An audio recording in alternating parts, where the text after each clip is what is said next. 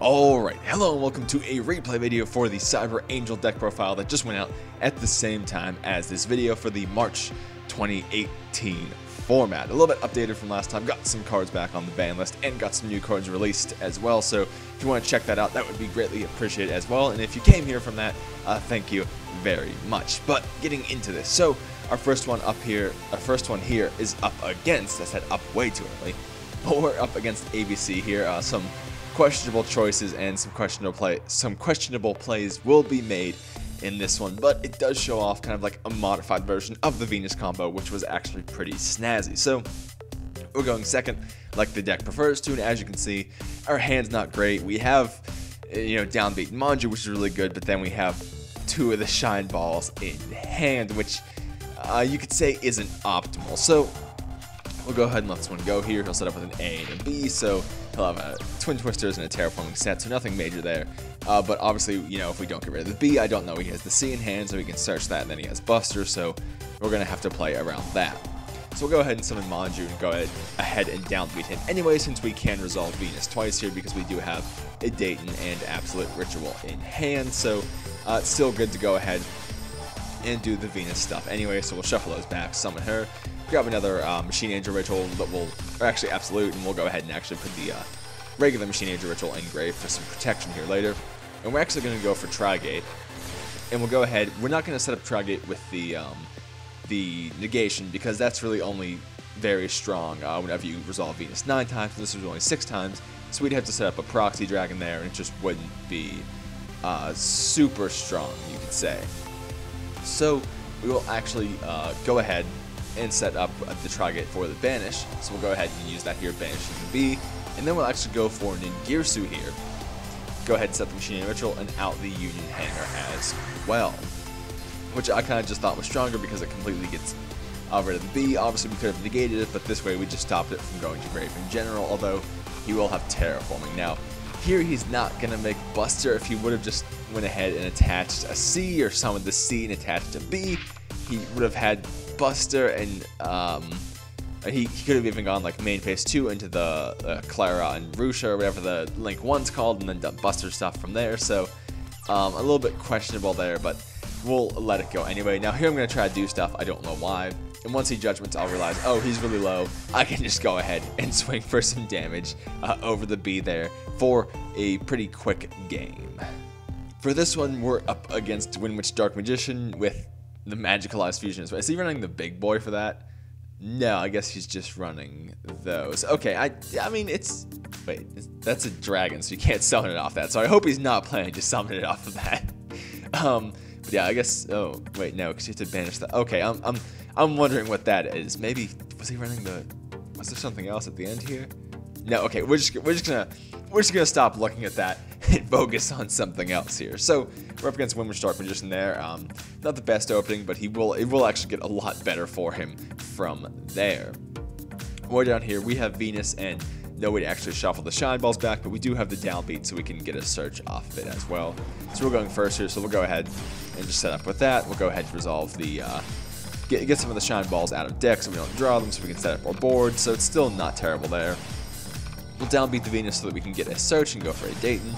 We'll go ahead, summon the Dayton, get off the Dayton and the Ben 10 effects, obviously, so we kind of set ourselves up for next turn here, and then set up with a Deco Talk. Oh no, we're actually going to summon the other Dayton as well, and go into a Photon Strike Bouncer. Since we're going first, I kind of want to set up something good, and we have the targeting negation and the effect negation there, so overall, not a bad play, plus we have some protection in grave.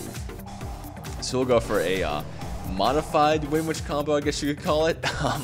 Now here, I knew a Crystal was going to come out. Obviously, I can't stop that anymore. He pretty much just had everything in hand, so there's really no stopping it, especially since this activates in hand, so I couldn't have stopped the Ice Spell effect. So I'll just go ahead and get some damage in there anyway by negating the Blast Spell. And he actually does have a Circle and a Navigation live, so he's set up pretty well here.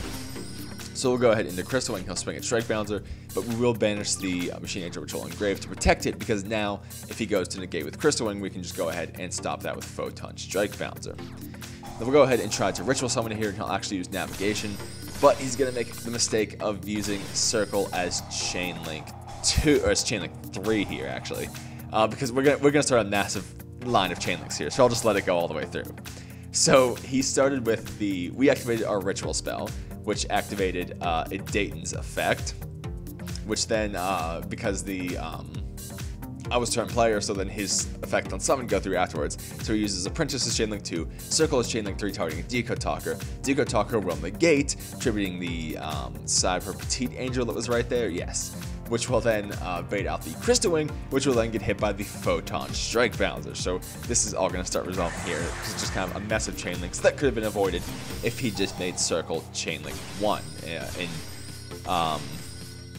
in respect to Apprentice. Now we're actually going to start going for Natasha here. So as you saw, we actually stole the Dark Magician, made it into a Link Spider to make Borreload. We still have more fuel for Natasha, so we'll do it again.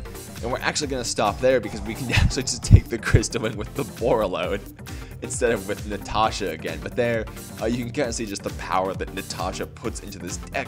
You know, turn 2 and 3, once you get your grave set up and have a whole bunch of Cyber Angels, you can just go ahead and take, you know, anything your opponent has on board. Plus the Borreload for that extra snatch right there. In this one, we're up against Twilight Sworn, and he's not going to open that well, but we have a decent opening down here.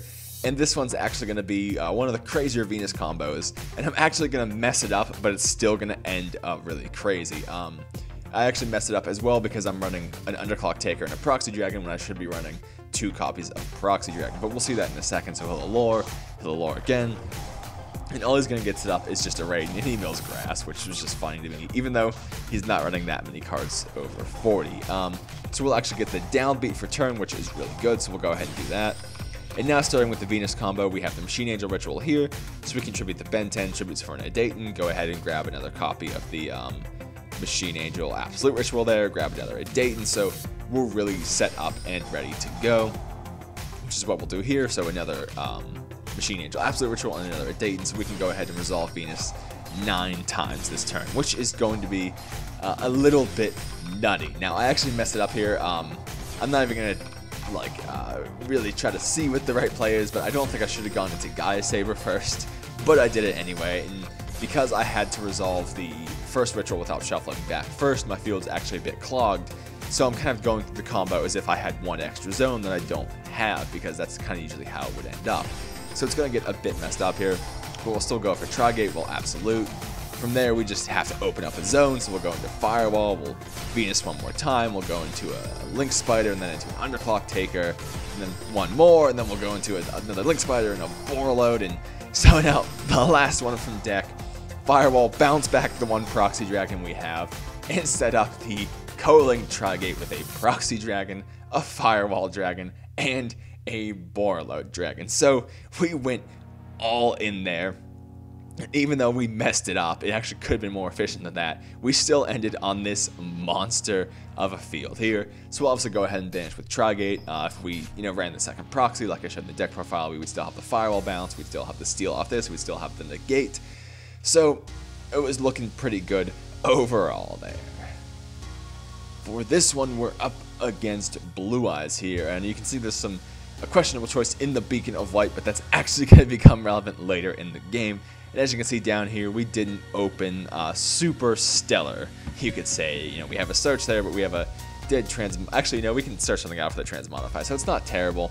And we're actually going to go ahead and play with that a little bit here. So he'll go for the, he'll set up the Blue Eyes in hand with the Link Rebo, and phase will bring out another one off the Whitestone. And I mean, the board doesn't do anything, but it is some big monsters we have to get over. Now, we'll draw Manju for turn, and I could have actually just normal summoned the Manju and searched and tried to do some things from there, but I actually went a different route here. So we'll go ahead for Sanctuary, we'll grab the Ritual, and we'll actually summon Dakini, tributing the Ben 10 so we can get its search off, instead of just going for the Manju and using up our normal summon. So now we have the Cyber Petite Angel and the Transmodify. So we're not going to be able to shuffle stuff back, but we'll still be able to make a Decode Talker here, which is going to be pretty relevant. Plus we have the end phase Dakini effect, and Dakini already took one of his monsters off the field. And now with Decode Talker, we have enough to get over everything he has on board. Now, that seemed like a bit of a waste. He just kind of gave up a card in hand. Even though Blue Eyes doesn't do anything in hand, it's still a bit of advantage. But that will become relevant here in a second. So we go ahead, swing over that, obviously get the Dakini, end phase will add back a Ben 10, so we'll set up pretty well for next turn, given we can search anything. He'll summon the alternative, which will bait out the Deco Talker. We'll send Dakini because next turn we can just go ahead and grab an Absolute and shuffle them back and do Venus all over again.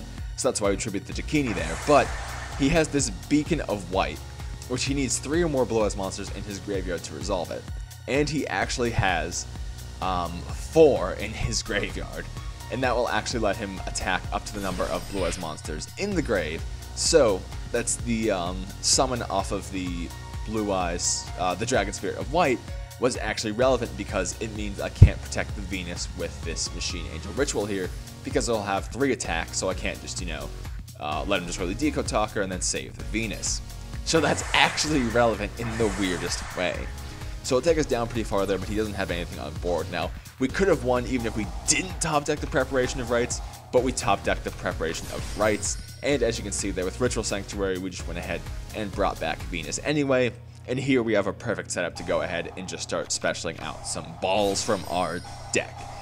So we'll go ahead and set up with Ben 10 and Ide 10, grab some more stuff from there. We'll grab a Cyber Petite Angel, normal summon that to grab a Search just to get some more cards on field to link with, summon another Dayton, go ahead and grab some stuff back because of why not. I think I actually misclicked on one from grave instead of from deck. We'll start doing some Shine Ball stuff. We'll actually go into Borreload and then into Utopia Beyond because his life point's low, so we can just go ahead and swing over there. We could have taken a different route, but I felt like using those 2 cards in combo there. But anyway, that will do it for our look at some Cyber Angel replays here. Now, one small change from the deck profile, the text that I put on screen where I was thinking about cutting Venus to 2, I actually did that because it is super searchable in the deck. We obviously have all the copies of Ben 10 to go ahead and search that out. And the way we activate Ben 10 is through, you know, having all of these cards and all of these cards and the preparations and these and these and these. So there's all the ways we have to get to Ben 10, which is our way to get to Venus, as well as the Transmodify and the Downbeat. 3 copies of Venus was actually a little bit excessive. Sometimes opening it is nice because it does let you, out your opponent's board. If they go ahead and set up with an anti-spell or something, it's a kind of side play you can do to out anything that stops you from actually ritual summoning. But at 2 copies, again, that's not something that happens all the time. Those kind of lockdown boards that'll stop you from activating spells and stuff. So we went ahead and actually cut Venus to 2 since we have the Transmodifies and the Downbeats and the searchability of it overall. Although I am still trying to find kind of one more space to throw in the Honest here, although I don't want to go to 41 cards. And actually the card we put back in was another copy of Natasha, which as you can see from the Natasha replays that I showed off here, she's absolutely insane, and I'm definitely happy having 2 copies of her once again. But anyway, usual plugs at the end of the episodes. Link to my Twitter where I tweet out some random thoughts about Yu-Gi-Oh! Just some nonsense here and there, or retweet some serious stuff and all that gubbins. Also, some tweets that go out whenever new videos get published as well. Link to my Discord where we just kind of chill and hang out and talk about Yu-Gi-Oh! And sometimes we get off topic, but mostly stick to the game there. And as well as a link to my Patreon, where you can support me if you appreciate the effort that goes into these videos, the recording, the editing, especially the Worst Deck of All Time series, a very intensive series there, and it takes a lot of work to kind of get it to the place that I'd like it to be in for you guys. So if you appreciate that, you can support me there, but no pressure, no content will be gated off, although it will give you some extra replays that weren't making it into the final cuts of videos anyway. But you're all awesome, and just watching is enough for me, so thank you for watching, and I'll see you later.